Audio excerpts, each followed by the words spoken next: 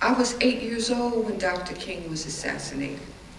When the news hit, we just burst out crying. I can remember my mother begging my brothers not to go out the night of the curfew. I guess a lot of what I remember was the anger that went through my family. Everybody in the black community knew that the United States government was behind the assassination. They knew that they wanted Dr. Martin Luther King dead. Most of all, I know from my brothers, everybody felt like they had to do something. That's for any oppressed people on the planet Earth, wherever it is. The way they respond to feeling powerless is to, by any means, gain the power back. It comes out the way it comes out. Before the riots, you could go into the store and hand over your money and buy whatever you wanted to buy. After the riot, it got to be where there were storefronts with gates to pretty much shut and lock. Bulletproof windows started to come up in corner stores, and when you wanted to purchase something, there was bulletproof glass between you and the store owner.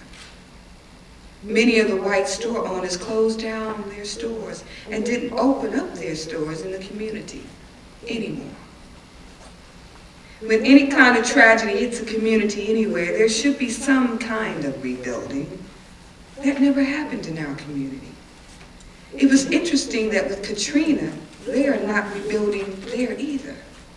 It's like a boil, an ooze and pus sore. It's hurting, and finally it erupts, and after all the ooze and pus and craziness comes out of that boil, then the healing process can really start. Then you really get a chance to see what is inside of it.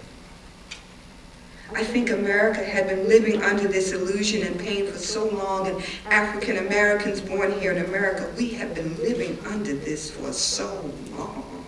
And it finally erupted, and the healing process had to begin for us as a community. But the people that could really make changes in our communities moved out. The people we looked to, the doctors and lawyers, professional people that not only lived in the community, weren't there anymore.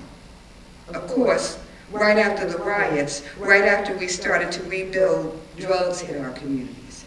Heroin hit our communities. People say black on black crime, but you know, the fact was, even in destroying our community, we didn't own anything in that community. We didn't own stores in the community. Very few of us did. Most people were renting. It was our community, and it wasn't our community. Suffering from post-traumatic slave syndrome, all of us should be going into therapy right now. None of us got therapy. We never purged ourselves with that pain. And I don't know how our parents were able to do it. Our parents were able to teach us to love unconditionally, because my mother was real loving and real peaceful. She taught me to love unconditionally and know who my enemy was at the same time.